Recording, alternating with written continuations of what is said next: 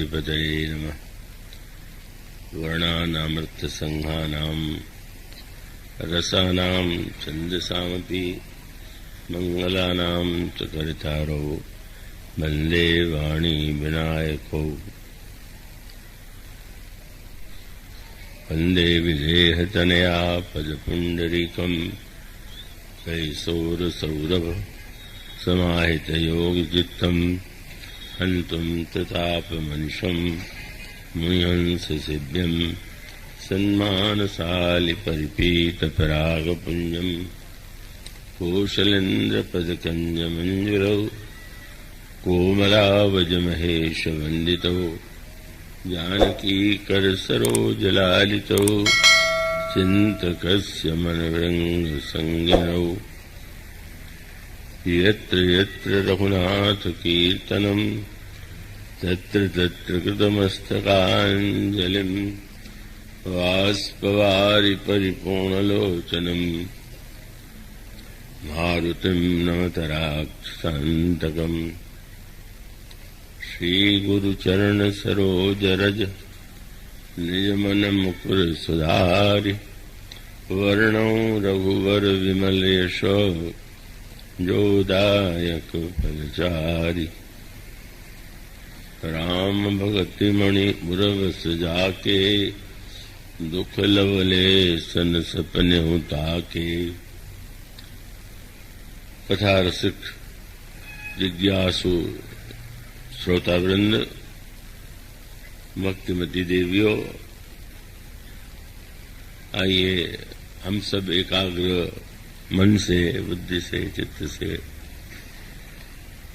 जो पंक्ति आपके सामने प्रारंभ की गई थी उस पर थोड़ी दृष्टि डालने की चेष्टा करें। मनुष्य के जीवन की सबसे बड़ी समस्या दुख है, और वह दुख जो है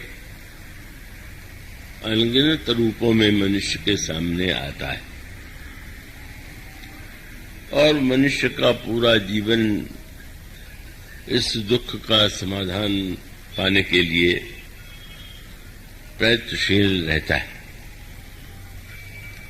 और इस दुख यदि सुख आता भी है तो दुख उसका पीछा करता हुआ जीवन में आ ही जाता है।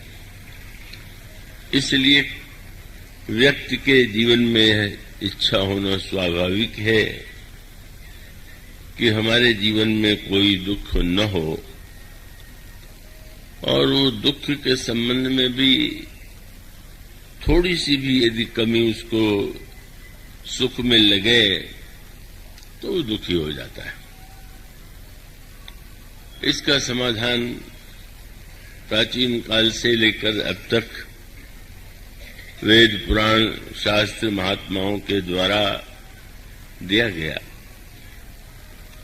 श्री रामचरितमानस में अनेक प्रसंगों में विभिन्न रूपों में इस दुख की समस्या को कैसे हम जीवन में इस दुख की समस्या से मुक्त हों, इस पर विचार किया गया। यहां जो पंक्ति चुनी है जय भैया ने, गंभीर पंक्ति है, और गंभीर पंक्ति के लिए बहुत एकाग्रता की भी आवश्यकता है। एक सूत्र इस प्रसंग में प्रारंभ में दिया गया। जैसे कई बार आप ये कहते हैं, आपको अनुभव होता है कि जीवन में उलझने बहुत हैं, और वो उलझने व्यक्ति सुलझाने का प्रयास कर रहा है, लेकिन एक उलझन यदि वह सुलझाता है तो और कोई उलझन उसके सामने आ जाता है। मानो ऐसा लगता है कि जीवन में व्यक्ति उन उलझनों से अपने को मुक्त नहीं कर पाता, और और इसका उत्तर यह कहकर दिया गया कि उलझन यदि दूसरे का बनाया हुआ होता तो और बात थी। व्यक्ति ने स्वयं उलझन का निर्माण किया है और फिर जब वो उलझनों को सुलझाने की चेष्टा करता है तो उसको एक बड़ा गंभीर रूप मानस में दिया गया कि अगर कोई रस्सी उलझ गई है और उस उलझी हुई रस्सी को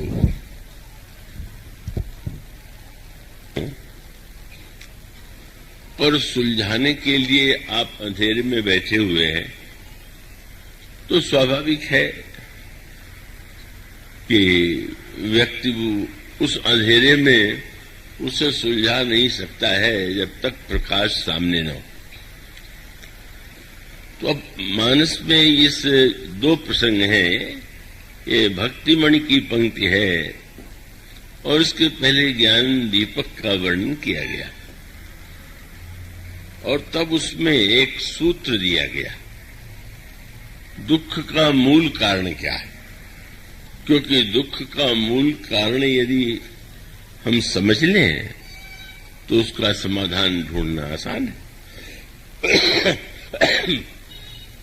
और तब वो एक सूत्र दिया गया, थोड़ा गंभीर है, आप मुझे विश्वास है कि पूरी एकाग्रता उसे समझेंगे। प्रसंग है, सारे जीव माया के बंधन में बंधे हुए हैं, ऐसा व्यक्ति बहुधा कहा करता है और आप सबके मुंह से भी ये निकलता होगा कि माया का बंधन तो बड़ा कठिन है। तो ये माया का बंधन कठिन है, माया से छूटना कठिन है, इस पर हमने कभी विचार किया कि ये माया क्या है। और तब भुसुंडी जी ने ही गरुड़ को ये बताया था और एक उसके लिए जो शब्द चुना गया वो बड़ा अनोखा है। उनका सुनहु तात यह अकथ कहानी। इसमें चौपाई में दो शब्द हैं, कहानी और अकथ।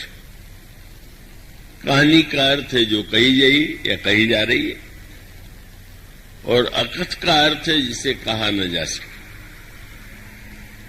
तो ये तो दोनों शब्द विरोधी हो गए। अगर वो अकथ है तो फिर वो कही कैसे जाएगी और यदि कहानी है तो उसे तो कहना ही होगा। तो उसको संक्षेप में उन्होंने ये कहा कि वस्तुतः कैसी विचित्र सी बात है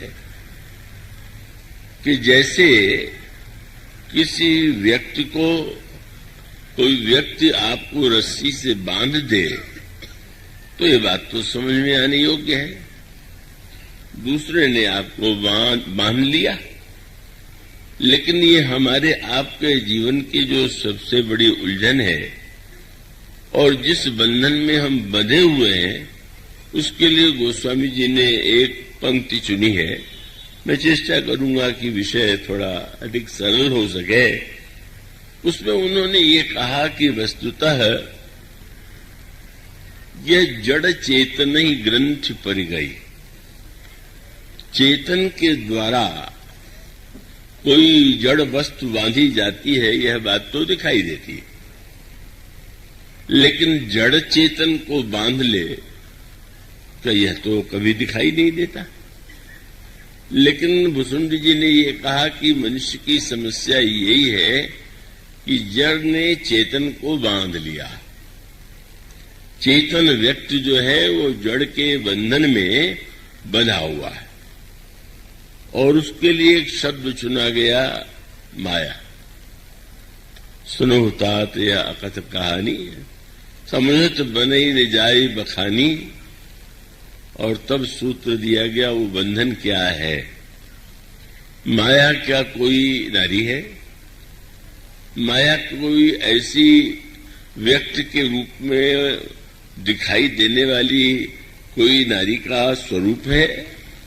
तो ये प्रतीक रूप में कई प्रसंगों में कई पात्रों को माया के रूप में प्रस्तुत किया गया और उसमें भी माया का विभाजन किया गया। एक विभाजन तो है जिसमें कहा गया राक्षस बड़े मायावी है, तो एक राक्षसों की माया है, फिर देवताओं की माया है और फिर इसके पश्चात ब्रह्म की माया है, ईश्वर की माया है।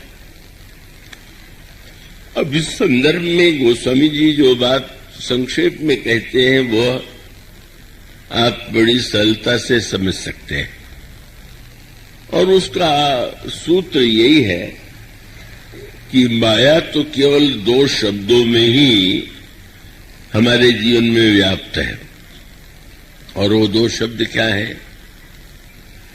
कौन किसने किसके द्वारा व्यक्ति बना हुआ है?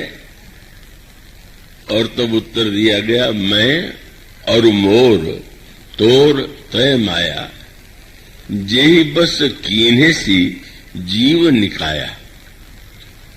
ये जो भेद बुद्धि है, मैं और मेरापन है, तू और तेरापन है, यही माया है। और ये छोटे से शब्द में, छोटे से वाक्य में कितना बड़ा उत्तर दे दिया गया।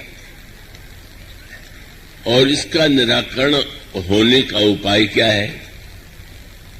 तो निराकरण का उपाय गोस्वामी जी ने पहला सूत्र दिया कि जब आप प्रातःकाल उठ करके बैठे तो कर्म में ही प्रारंभ से न लग जाइए। हम लोग स्वभावतः उठ करके काम काज में जुट जाते हैं, पर काम काज के पहले हमें शांत भाव से चाहे अपने खाट पर, पलंग पर या आसन पर बैठकर सोचना चाहिए। और क्या सोचना चाहिए? तो कहा गया वो हम, मैं कौन हूं। और इसलिए मैं कौन हूं अगर इसको व्यक्ति समझ सके तो बहुत सी समस्याएं उसके जीवन में कम हो जाएंगी। गोस्वामी जी का एक ग्रंथ दोहावली रामायण में है, उसमें गोस्वामी जी ने एक व्यक्ति कहता था ये मेरा है, ये मेरा है, ये मेरा है। तो मेरा तो मैं से ही होता है, मैं और मेरा यही दो शब्द हैं। तो गोस्वामी जी ने दोहावली में कहा कि तुम मेरा कहने से पहले यह तो बताओ कि तुम कौन? मोर मोर कह कह से तू कही को निज नाम। पहले अपना नाम तो बताओ। जब तुम्हारा परिचय, तुम्हारा यह परिचय हो जाएगा कि तुम कौन हो, तो मैं कौन हूं, तो फिर मेरा होगा उसके साथ। और तब कैसा सुंदर समय चुना गया इस पर विचार करने के लिए। दिन में नहीं, रात्रि में सोते समय नहीं, वह समय जिस समय आप नींद से उठे हुए हैं और जाग करके कर्म करने वाले। और तब आप दृष्टि डालिए मैं कौन हूं। तो एक उत्तर वह है जो कि दिन भर आप दूसरों को दिया करते हैं। अगर आपसे कोई पूछे आपका परिचय तो आप किसी न किसी रूप में अपना परिचय देंगे, चाहे प्रांत के रूप में, देश के रूप में, वर्ण के रूप में, परिवार के रूप में आप ये कहेंगे कि मैं, अथवा किसी पद के रूप में आप ये कहेंगे कि मैं। तो मानो दिन भर जो आप परिचय देते हैं वो तो हर समय बदलने वाला परिचय है। आप अनेक अनेक रूपों में अपना परिचय देते हैं। और तब आप पहले तो ये निर्णय कीजिए कि दिन भर में जो आपने परिचय दिए उन परिचयों में वस्तुतः आपका परिचय क्या है। और फिर एक दूसरी की स्थिति आती है, आप रात्रि के में जाकर सोने के लिए गए, गहरी नींद आपको आ गई, तो गहरी नींद के पहले कई व्यक्ति सपने में सपने देखते हैं। तो एक तो आपका वह संसार जिसमें आप दिन भर व्यवहार करते हैं, और एक वो सृष्टि कि जो सपने में आप देखते हैं। और अनोखी बात है कि सृष्टि में भी सब कुछ दिखाई देता है, घर बार परिवार वस्तुएं घटनाएं सब दिखाई देती हैं, पर अंतर यही है कि दिन में वो सब कुछ आप करते हुए अपने आप को देखते हो, और सपने में कुछ न करते हुए भी आप करते हुए अपने को देख पाते हैं। और वो जागने में और सपने में कितना अंतर है। और तब आप विचित्र विचित्र प्रकार के जो सपने आते हैं उस पर ध्यान दीजिए। इसी को श्री लक्ष्मण जी ने निषाद राज को समझाने का प्रयास किया था। भगवान श्री राम वन यात्रा में श्रृंगवेरपुर के पास जब पहुंचते हैं तो वहां के चौधरी कहिए, राजा कहिए, निषाद ने उनका स्वागत किया। और वो प्रभु से प्रार्थना पहले तो यही किया कि आप पधारे और मुझे धन्य बना दें। लेकिन प्रभु ने कहा कि पिताजी के आज्ञा का पालन करने के लिए मैं किसी गांव में नहीं जा सकूंगा। और तब निषाद ने एक वृक्ष से शोभा का देखा और रात्रि में प्रभु के पहले तो कंदमूल फल ला करके प्रभु को अर्पित किया, और बाद में प्रभु के लिए कुश्की और उस पर पत्ते और उस पर थोड़े कोमल पंखड़ियां पुष्प बिखेर करके उनको सोने के लिए प्रबंध कर दिया। और जब प्रभु और जनकनंदिनी सीता उस शैया पर रात्रि को विश्राम करने लगे तो लक्ष्मण जी जो है वो दूर बैठ करके धनुष बाण लेकर के जागते हुए पहरा देने लगे। और निषाद राज ने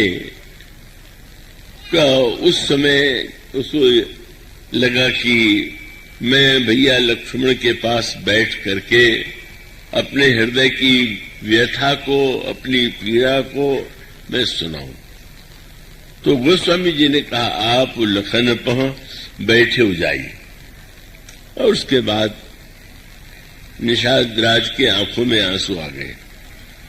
ध्यान आने लगा कि जो राजमहल में कोमल शैया पर सोते रहे होंगे और जिनकी सुख सुविधा के लिए इतनी सामग्री राजमहल में होगी, आज वही श्री राम का केवल वलकल वस्त्र पहने हुए, सोने के लिए भी केवल तिनके की सैया है, और यहां पर तो सुख की सामग्री का सर्वथा अभाव।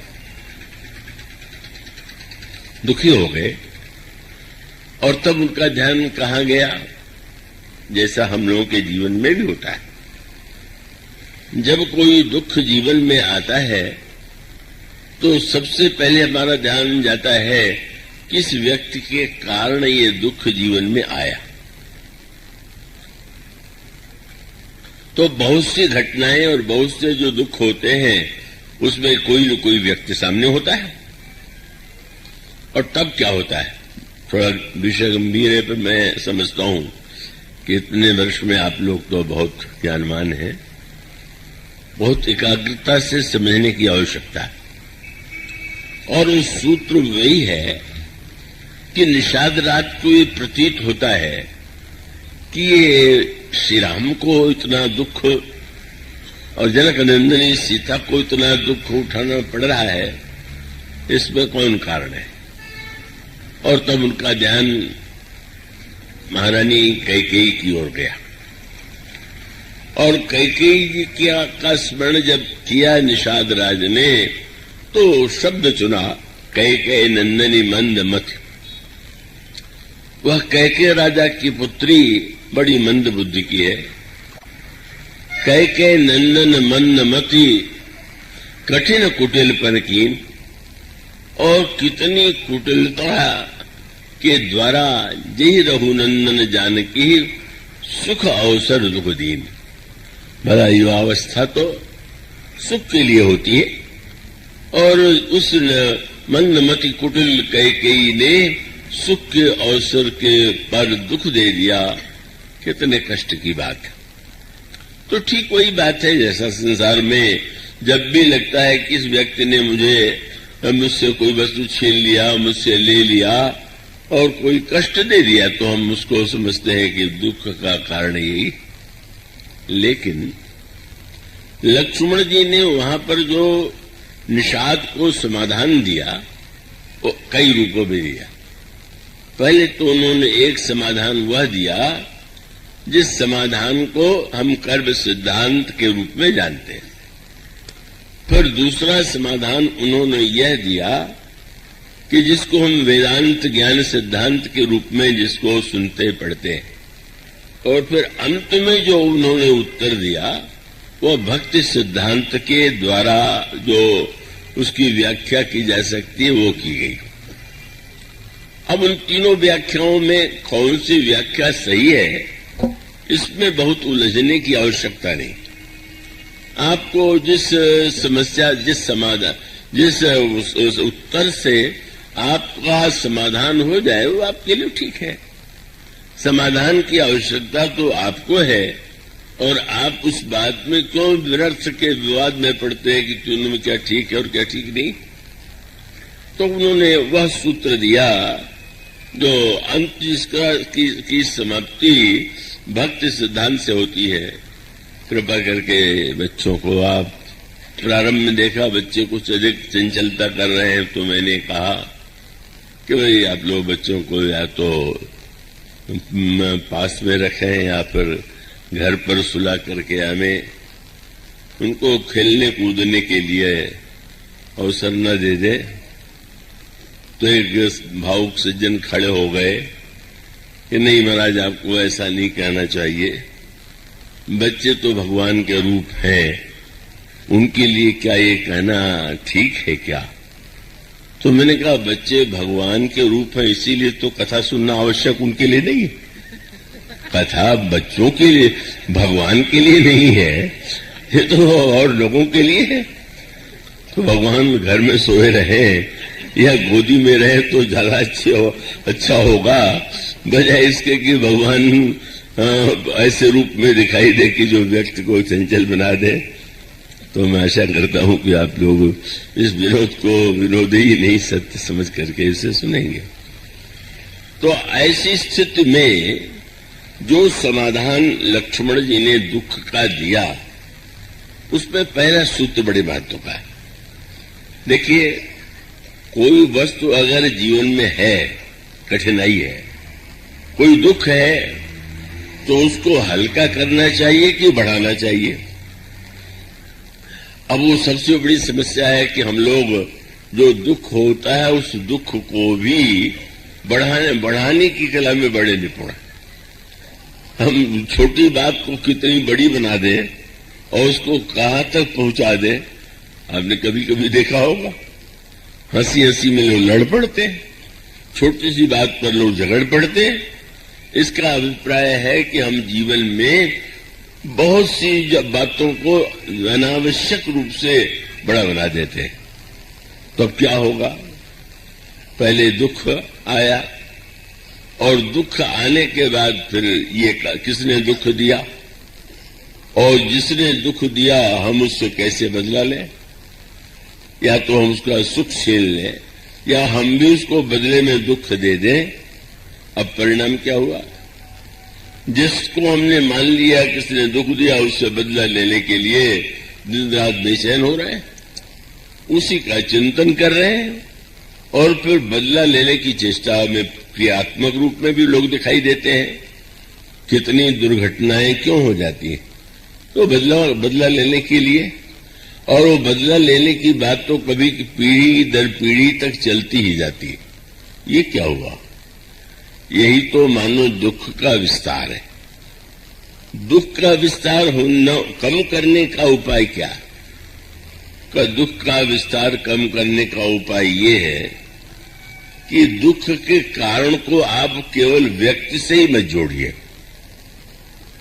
तब व्यक्ति के साथ साथ उसके मूल कारण पर जब विचार करें तो लक्ष्मण जी ने निषाद राज से कहा कि व्यक्ति जो है वो दुख देता हुआ दिखाई देता है, पर वो दुख का निमित्त है। वस्तुतः दुख यूं दृष्टांत दे दे कि जैसे कोई दुर्घटना का समाचार किसी व्यक्ति के द्वारा आपको मिले तो इसका अर्थ तो ये नहीं कि उसने दुर्घटना सचमुच उसके द्वारा हुई है। तो उन्होंने कहा कि वस्तुतः तो व्यक्ति को जो दुख और सुख प्राप्त होता है वो अपने ही कर्म का परिणाम। यहीं से लक्ष्मण जी ने निषाद राज के माध्यम से हम सब लोगों के लिए दुख की समस्या का समाधान दिया। उन्होंने कहा कि को न काहू दुख सुख कर दाता, निज कृत कर्म भोग सब राता। अब इसका अभिप्राय क्या हुआ? कैकेयी अत्यंत कुटिल है, मंदमती है, पर बाद में कैकेयी के प्रति कुटिलता के कारण द्वेष हो, घृणा हो या उनको कष्ट देने की चेष्टा हो, यही तो हो सकता है। इसीलिए जब लक्ष्मण जी के लघु भ्राता शत्रुघ्न जी श्री भरत के साथ ननिहाल से आए और उन्होंने सामने मंथरा को देखा और उस समय मंथरा अपने आप को सजाए हुए सुंदर वस्त्र और आभूषणों से सुसज्जित करके आई हुई थी। क्या मान करके? उसको ये विश्वास था कि भरत को राज्य देने के लिए इतना बड़ा प्रयत्न मैंने किया, मेरी योजना से भरत को राज्य मिलने वाला है, तो फिर इस समय मैं जब जाऊं तो मेरे वेश से ही यह अनुभव हो जाए कि कितना सुखद प्रसंग मेरे द्वारा हुआ। जब वो मंथरा वहां आती है तो उस मंथरा को देख करके, क्योंकि भरत जी को शत्रुघ्न जी को पहले ये समाचार कैकेयी के मुख से ही सुनने को मिल गया था कि अयोध्या में जो अनर्थ हुआ उसका कारण क्या है। और तब उनको उस वेश में जब अयोध्या के सागरे नागरिक जो है शोक की स्थिति में है और सबके शरीर पर वस्त्र आदि जो है वो मूल्यवान नहीं है, वहां इतने ठाट बाट से उसे देख करके उन्हें क्रोध आया। और गोस्वामी जी कहते हुमा के लात तक कुबड़ मारा। कुबड़ी है वो, उसके कुबड़ पर शत्रुघ्न जी ने प्रहार किया और जब वो प्रहार करने पर गिरी तो वो कहने लगी, आह दैव में का नसावा, करत नीक फल अनैस पावा। अरे दैव क्या कहें, इतना अच्छा मैंने जिनके लिए किया उसका क्या यही परिणाम होना चाहिए? शत्रुघ्न का क्रोध और बढ़ गया और बढ़ जाने पर उन्होंने सुन रिपुहन लखी नख सिख खोटी, लगे घसीटन धर धर झोंटी। उसको और भी कष्ट, उसके बाल को पकड़ करके उसको ढकेलने लगे कष्ट। तब गोस्वामी जी ने सूत्र लिखा और ये है कि श्री भरत जी ने मंथरा को छुड़ा दिया।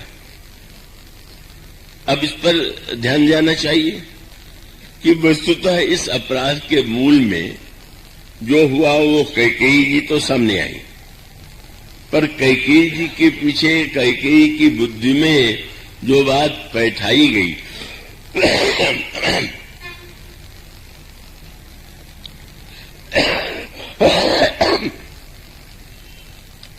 और वह द्वारा बैठाई गई, तो ऐसी स्थिति में भगवान राम को यदि दुख दिया तो कैकेयी ने दिया और कैकेयी को दुख देने की प्रेरणा मंथरा ने दिया। और मंथरा ने ठीक वही बात, अब पूरे प्रसंग को आप उस संदर्भ में देखें, उसने केवल एक ही बात को, जिसको मुसुंडी जी कहते हैं कि मैं और मोर तोरते माया। कैकेयी जी के हृदय में जिस भावना को उसने उकसा दिया वो क्या था? प्रारंभ में तो ऐसा लगा कि कैकेयी श्री राम के प्रति बड़े उदार है, क्योंकि राम राज्य के समाचार को सुनकर उन्होंने कहा कि तुम जो कुछ मांगो मैं दूंगी। लेकिन बाद में जो वार्तालाप हुआ उसकी व्याख्या की आवश्यकता नहीं है। अंत में एक सूत्र उसने दिया, और सूत्र वो ऐसा है कि हम सब लोगों के जीवन में अगर परिवार में, समाज में सबसे बड़ा सूत्र कोई है, जो तो गोस्वामी जी ने व्यंग किया कि अब दशरथ जी कैकेयी जी को मनाने आए तो बार बार उनसे प्रशंसा करने लगे, उनकी सुंदरता की सराहना करने लगे, पर वो मंथरा कैकेयी बोल नहीं रही। तो गोस्वामी जी से किसी ने पूछा कैकेयी जी बोल क्यों नहीं रही? तो गोस्वामी जी ने साहित्यिक व्यंग करते हुए कहा कि वस्तुतः महारानी कैकेयी ने दीक्षा ले लिया।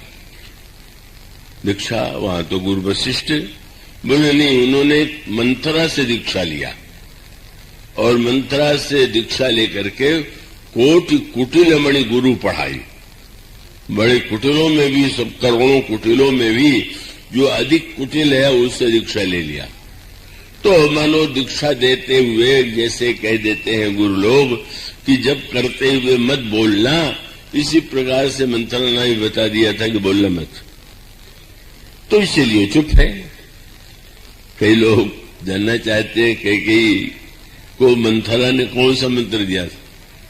संसार में आप जितना भी मंत्र लेते हो वो मंत्र तो आप 10-5 मिनट, आध घंटा, घंटा भर जपते होंगे, पर मंथरा ने जो मंत्र कैकेयी जी को दिया वो तो घर घर जपा जाता है, नित्य जपा जाता है, हर घटना के साथ जपा जाता है। और वो मंत्र क्या था? उसने कहा देखिए, कुछ भी कहिए, राम की चाहे जितनी प्रशंसा आपके मन में हो, पर इस बात को मत भूलिए कि अपना अपना होता है और पराया पराया होता है। कितना विशाल मंत्र है, ये तो बात बात में निकलता है। कहे कि भरत आपके बेटे हैं और हम तो आपके बेटे नहीं।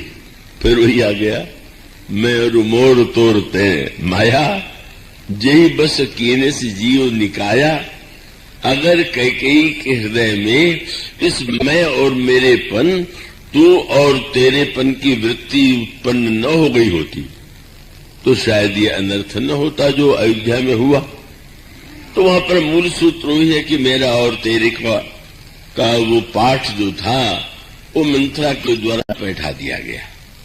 और ऐसी स्थिति में सारे व्यवहार में जैसा होता है, जो कुछ हो रहा है, राम को राज्य मिल रहा है तो भरत को कारागार में डालने के लिए, राम राजा हो जाएंगे तो लक्ष्मण युवराज हो जाएंगे, और तुमको बहुत एक ही काम दिया सकता है कि तुम कौशल्या की दासी बन करके रहो।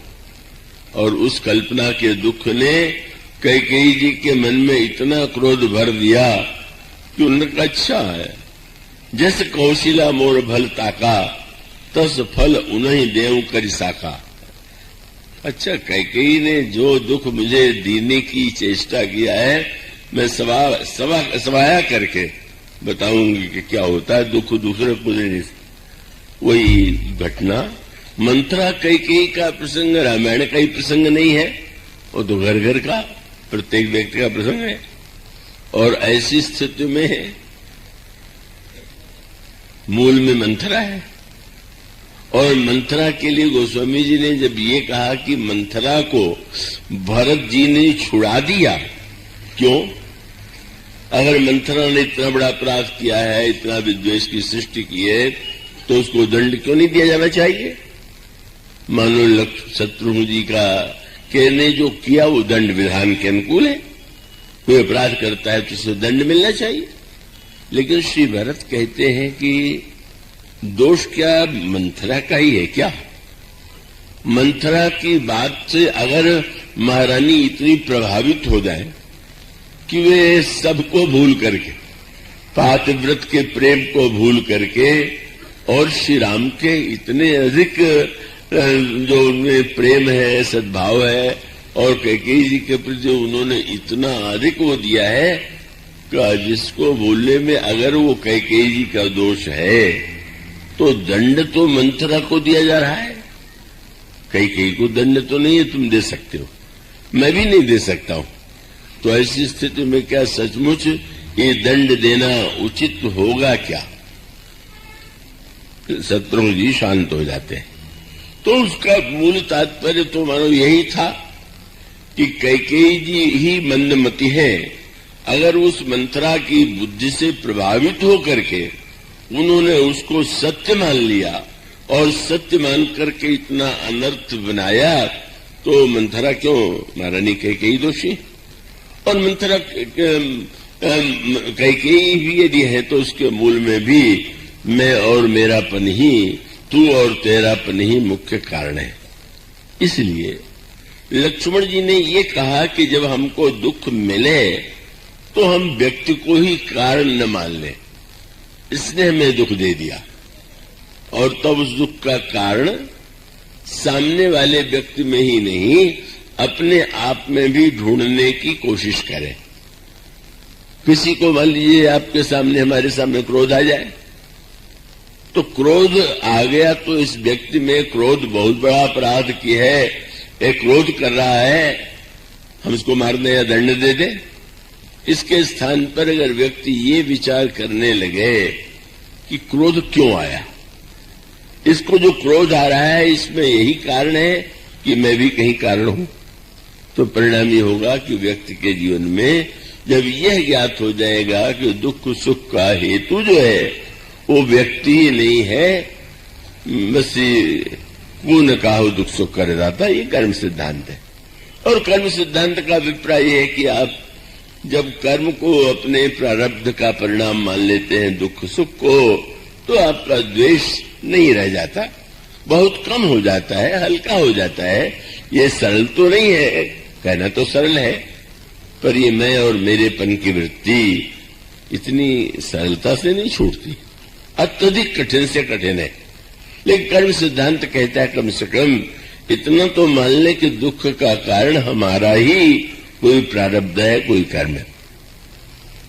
यह कर्म सिद्धांत का समाधान है और उसका अभिप्राय है कि जब आप ऐसा करेंगे तो आपके दुख की मात्रा कम होती जाएगी और आप व्यक्ति से द्वेष नहीं करेंगे, उससे बदला लेने के लिए आप बेचैन नहीं हो जाएंगे। यह मानो कर्म सिद्धांत है। और फिर दूसरा उत्तर दिया दुख के समाधान का लक्ष्मण जी ने इस रूप में कि निषाद राज जी, एक व्यक्ति सोया हुआ है और सपने में वो अपने आप को एक भिखारी है, दिन भर भीख मांगता है और रात को सपना देखता है कि मैं राजा हो गया। और सपना देखने के बाद अगर उसे वो जगह और उस सपने में उसने देखा हो कि मैं तो राजा हूं और मेरा राज्य किसी ने छीन लिया है, तो क्या वो जगने के बाद भी वो जो उस व्यक्ति ने सपने में उसका राज्य छीना था उससे जाके लड़ाई लड़ेगा क्या? और तो वेदांत सिद्धांत की मान्यता ये है कि वस्तुतः ये सृष्टि जो है स्वप्न के समान है, और स्वप्न के समान होने के नाते लक्ष्मण जी ने कहा सपने होय विखारी नृप, रंग का नाकपति होय, जागे हानि न लाभ कछु, तिमि प्रपंच जे जोई। जागने के बाद व्यक्ति जो है उस स्वप्न की सत्यता को सत्य मान करके अगर व्यवहार करने लगे तो अनर्थ हो जाएगा।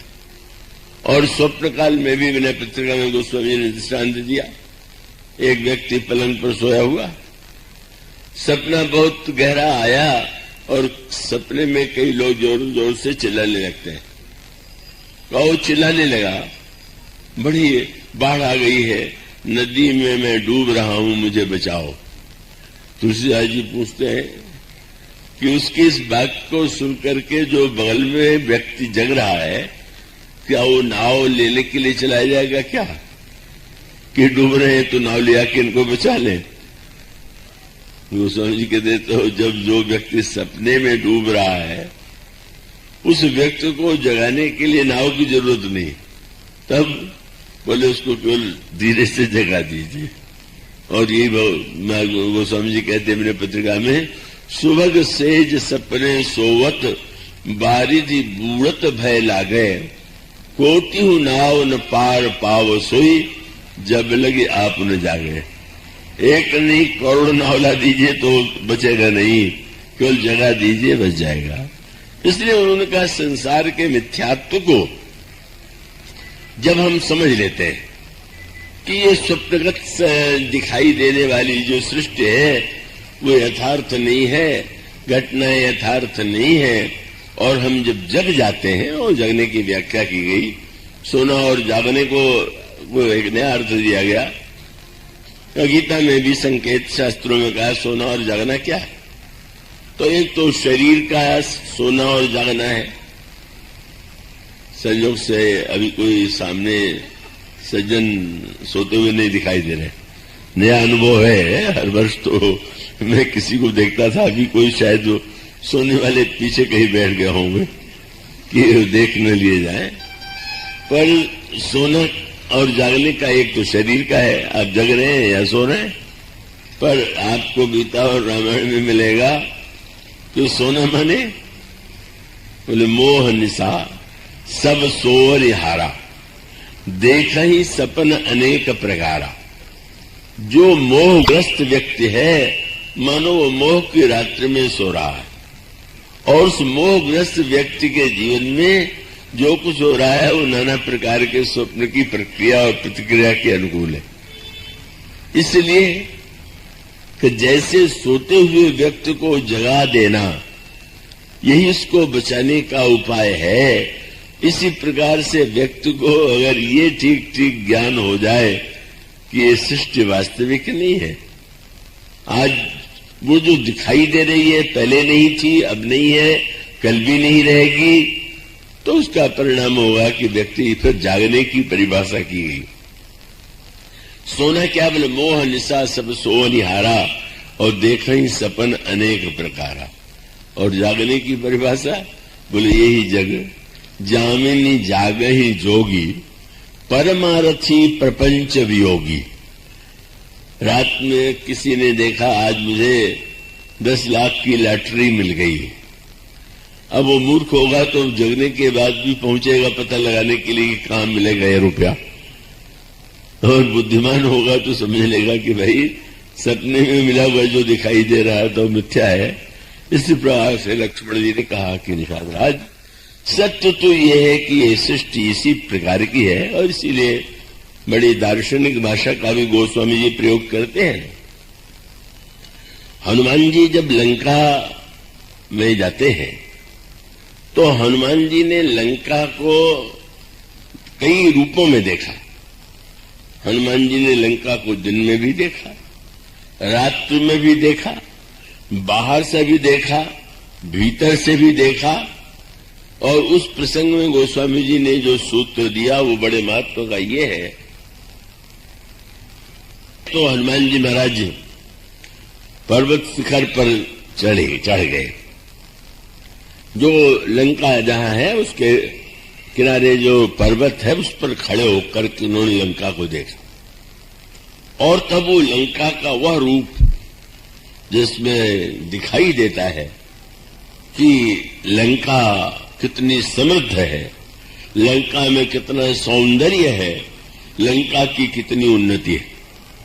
अरे 2 दिन पहले ही मैं चित्रकूट धाम में था, वहां पर जो आयोजन था उसमें रक्षा मंत्री जॉर्ज फर्नांडिस भी आए हुए थे, और संयोग से उनके बाद मुझे बोलना था। तो उन्होंने जब भाषण दिया तो उन्होंने यहां से प्रारंभ किया कि किसी का नाम लेकर के कि लोग ये कहते हैं कि 21वीं सदी भारत की है, लेकिन अभी तो हम लोग चीन से बहुत पिछड़े हुए हैं। और उन्होंने आंकड़े दे करके कितना वहां लोहा, कितने लोहे का उत्पादन हुआ, कितना अन्न का हुआ, अन्य वस्तुओं का है, और ये कहा कि जब तक हम उससे पिछड़े हुए हैं हर उत्पादन के क्षेत्र में तो हम तो नहीं दावा कर सकते। उस समय मैंने एक बात कही थी, और वो बात यही थी कि विकास की परिभाषा क्या है, विकास किसे कहेंगे और विकास किसे कहेंगे। माने लंका को जो हनुमान जी ने देखा वो क्या विकास नहीं है? और क्या उस समय सारे संसार में लंका का विकास सबसे अधिक?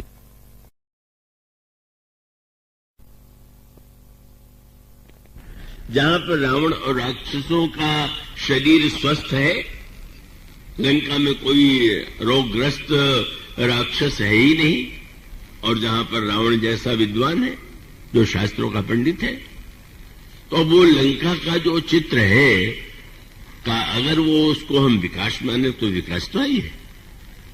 तो इसका अर्थ है कि विकास की बात जब आप सोचें तो पहले ये निर्णय कर लीजिए कि विकास की परिभाषा आपके मन में क्या है, किस चीज का विकास आप चाहते हैं।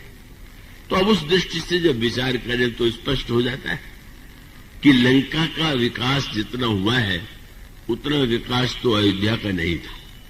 सारी अयोध्या के भवन सोने के भी नहीं थे, अयोध्या में उतना ऐश्वर्य भी नहीं था। अब इस दृष्टि से यदि विचार करके देखें तो विकास की परिभाषा में भिन्नता होती है, और उस विकास की परिभाषा के साथ साथ फिर उस विकास को हम पाने के लिए किस माध्यम का प्रयोग करते हैं, हम किस दिशा से विकसित करना चाहते हैं।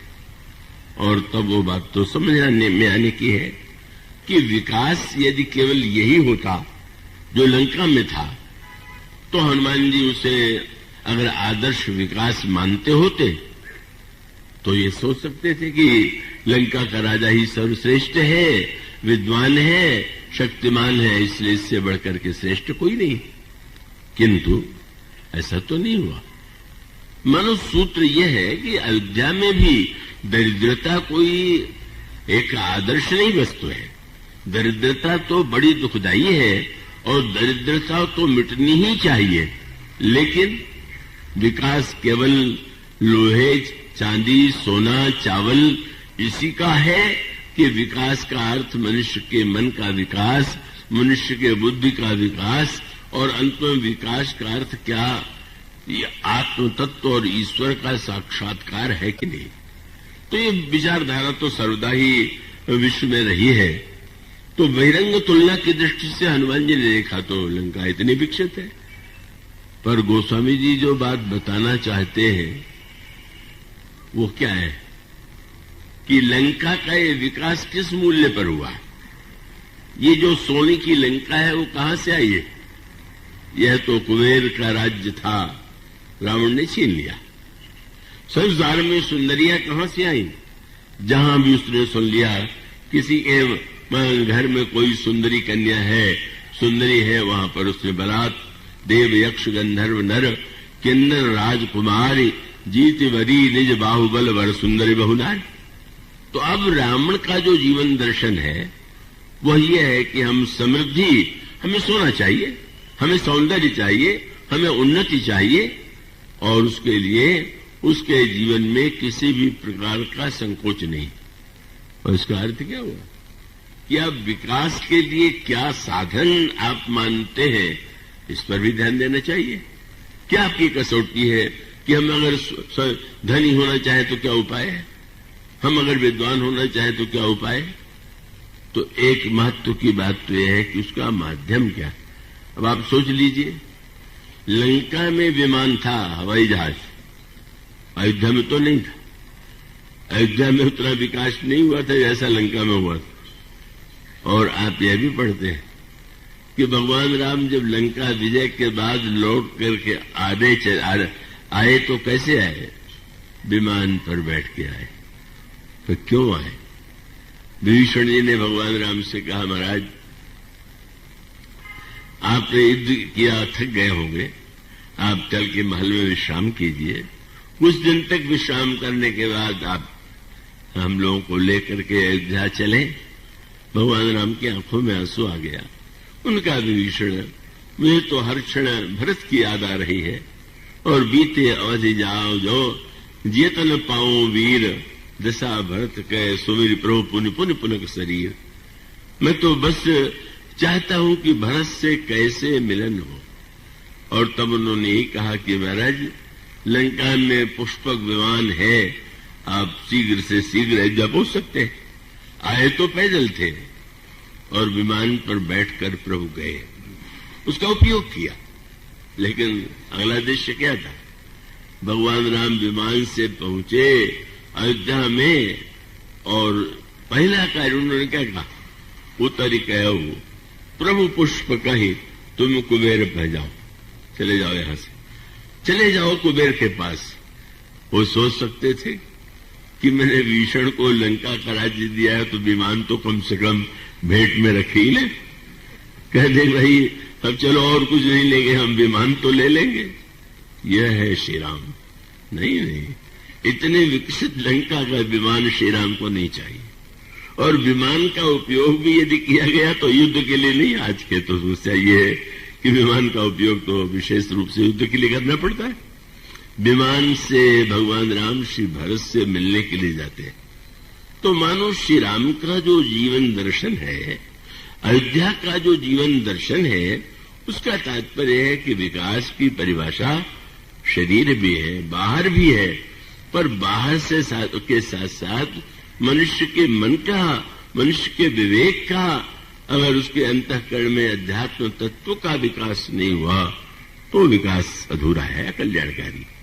और इसीलिए यह एक संकेत था कि हनुमान जी ने जब ऊपर से लंका को देखा तो उनको तो यह निश्चित विश्वास था कि युद्ध में विजय तो श्री राम की होगी। और वे प्रसन्न होकर के सोचते कि चलो बहुत बड़ी समृद्ध लंका है, इस पर अधिकार करके हम इस पर मनमाना इसका उपभोग करेंगे। लेकिन जब आप पढ़ते हैं कि अंत में हनुमान जी ने उस लंका को जला दिया, आश्चर्य है, इतनी विकसित, इतनी समृद्ध लंका नगर को हनुमान जी जला दें, ये बात बड़ी विचित्र सी लगती है, अटपटी सी लगती है। और इसका अभिप्राय है कि लंका का यह विकास, लंका का यह सौंदर्य और समृद्धि हनुमान जी को आदर्श प्रतीत नहीं होता। तो हनुमान जी का जो जीवन दर्शन था, कुछ वर्ष पहले एक सज्जन बड़े परिचित थे मेरे, अमेरिका से लौट करके आए, कहने लगे आप लोग तो राम राज्य का वर्णन तो कथा में ही केवल करते रहते हैं, राम राज्य तो अमेरिका में ही है।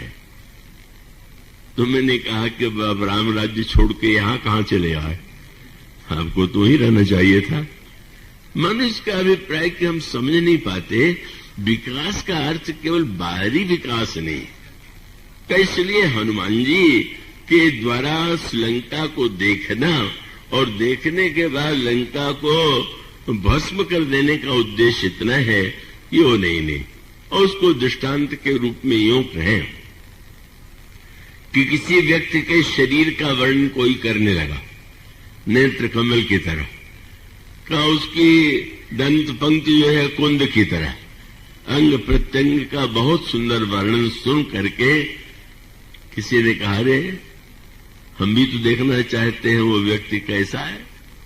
पर अगर कोई व्यक्ति कह दे कि हाँ है तो पर वो प्राण चला गया, वो तो मुर्दा है, तो क्या आप उसको देखने जाएंगे क्या? मानो फिर मुर्दा है तो भाई जला दो। तो हनुमान जी का अभिप्राय है कि जिसमें भक्ति का प्राण नहीं है, जिन हरि भगत हृदय नहीं आनी, जीवत सौ समानते प्राणी, तो मानो वो तो निर्जीव है। और उसकी समृद्धि केवल बहिरंग समृद्धि के रूप में हनुमान जी ने देखा। और उसके बाद हनुमान जी ने निर्णय किया कि दिन में पर्वत के ऊपर से खड़े होकर के तो मैंने लंका को देख लिया, अब बाहर से नहीं भीतर से भी तो लंका को देखे। और भीतर से जब जाकर के उन्होंने लंका का जाने का निर्णय किया तो सोचा कि यहां तो बड़ा कड़ा पहरा है, और कड़ा पहरा है तो सायंकाल के समय हनुमान जी मच्छर के समान छोटे बन करके भीतर घुसे। जो बात कही कही गई उसके अर्थ को न समझ करके बस ऐसे बुद्धिमान श्रोता भी मिल जाते हैं, ये पूछने लग जाते हैं कि मच्छर जैसे हो गए तो अंगूठी कहां चली गई। उनकी सारी चिंता इसी में समा गई। भाई आप इस तरह से रामायण पढ़ेंगे तो रावण का उद्देश्य कभी समझ ही नहीं सकते। का उसका अभिप्राय तो यह है कि अगर सुरक्षा की दृष्टि से देखा जाए तो रावण में, लंका में इतनी सजगता है कि मसक समान रूप का विधौरी लंका ही चले सुमिन नरहरी, लेकिन वहां पर भी पकड़ लिए गए। मानो यह है रावण की सुरक्षा का एक सुदृढ़ दृष्टांत। लेकिन उसमें तात्पर्य यही है कि हनुमान जी को लंकिनी ने पकड़ लिया मच्छर के समान, तो लंका में जो राक्षस रहते हैं उनकी दृष्टि बड़ी पैनी है, और वो छोटे से छोटा दोष भी इतनी सरलता से पकड़ लेते हैं। बहुत से लोग ऐसे होते हैं कि दूसरों के दोष निकालने में बड़ी पैनी दृष्टि होती, छोटी सी बात की भी ऐसी व्याख्या कर देंगे। और वही तो हुआ, हनुमान जी से जब लंकिनी ने बातचीत किया तो क्या दर्शन शास्त्र की बात कही। हनुमान जी ने पूछा क्या तुम भूख के कारण खाना चाहती हो, तो उसने कहा कि क्या तुम समझते हो कि लंका में कोई अकल पड़ा हुआ नहीं है, तो क्यों खाना चाहती हो? बोले मैंने एक नियम लिया है कि संसार से चोरी को मिटा देना, भ्रष्टाचार मिटा देना, चोरी मिटा देना, ये मेरा लक्ष्य है। बड़े ऊंचे आदर्श। और हनुमान जी ने सुना और मुक्का सिर पर कस के मार दिया। तो मार क्यों दिया? हनुमान जी का तात्पर्य था कि इसकी बुद्धि जो है कितनी भ्रष्ट है। बड़ा सिद्धांत ऊंचा बखार नहीं है कि चोरों को खा लेना ये मेरा व्रत है। अगर सचमुच ये सच्चाई होती तो सबसे पहले रावण को खाती जिसने सीता जी को चुराया है, उसको तो खा नहीं रही है, और मैं चोरी का पता लगाने आया तो मुझे खा रही है। इसका अर्थ है कि इसकी बुद्धि को ठीक करना चाहिए। ठीक हो गई बुद्धि। बहुत से लोग तो कितना भी मुक्का खाएं वो बुद्धि नहीं बदलती है, पर लंकिनी की बुद्धि बदल गई और उसने अंत में ये कहा कि प्रविष्ट नगर की जैसे कहा जा।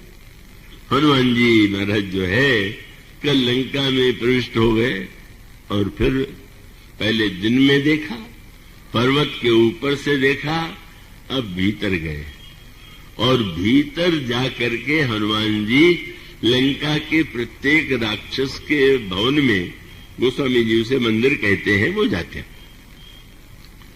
पर एक सुंदर शब्द चुना गया, और शब्द क्या था?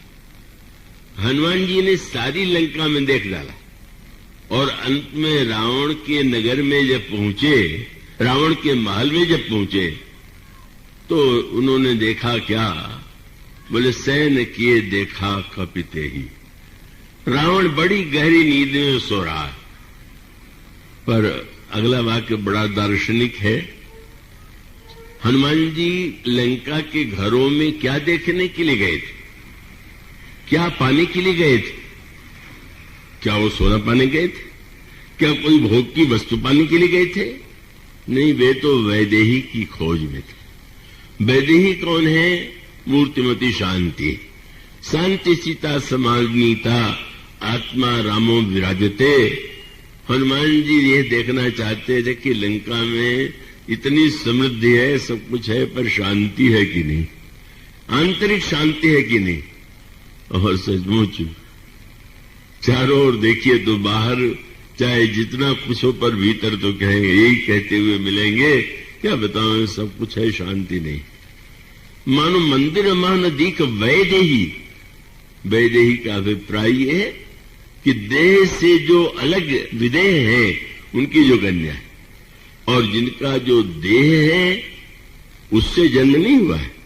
और याद रखिए, मानो यहां पर अगर ये मानते जनक जी मेरे तेने का वह दृष्टांत मानते तो उर्मिला जी के वो पिता थे, क्योंकि उर्मिला जी का जन्म महारानी सुनैना की गर्भ से हुआ था।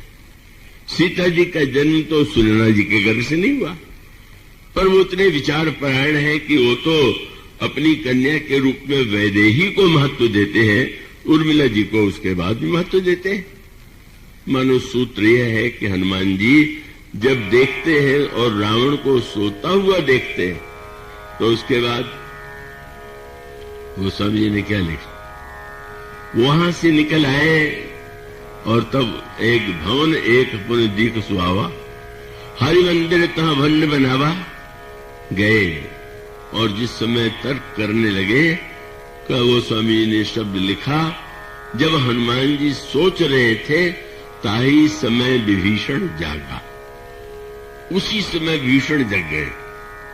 तो ठीक है, रावण देर तक सोने वाला रहा होगा और भीषण जल्दी जग जाने वाले रहे होंगे, पर इसका अभिप्राय आध्यात्मिक ये है कि हनुमान जी जैसे संत के आने पर भी जो सोता रह जाए वह मोह है, और हनुमान जी जैसे संत के आने पर जो जग जाए वही धन्य। संत का कार्य है वो जागृत करना, तस्मात् जागृत जागृत। और सचमुच आप जानते हैं विभीषण को शरणागत बना करके धन्य बनाने के कार्य जो है हनुमान जी ने रावण सोता ही रखा। और क्यों सोता रहा? बोले मोह निशा सब सो निहारा।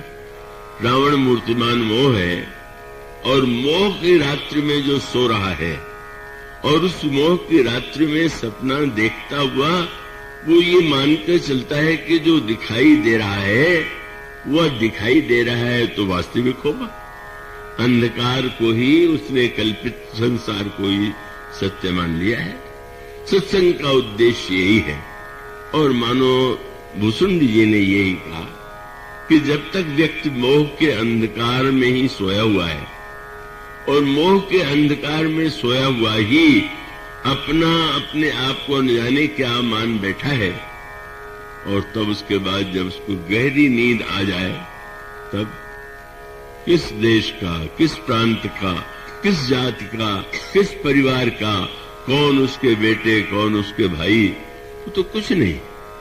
मानो रात्रि में दिन में वो न जाने कितने परिचय वाला था, और रात्रि के प्रगाढ़ निद्रा में उसे वो कुछ नहीं था।